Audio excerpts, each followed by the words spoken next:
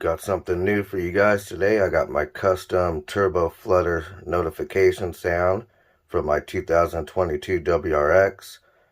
Check out my YouTube if you want to download it and see instructions on how to set it up on your phone.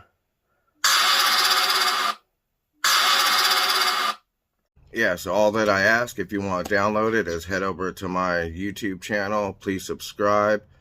I'm going to have a special email that you can email and leave your YouTube name in it, and I'll go ahead and send you over an email with the link to download the notification.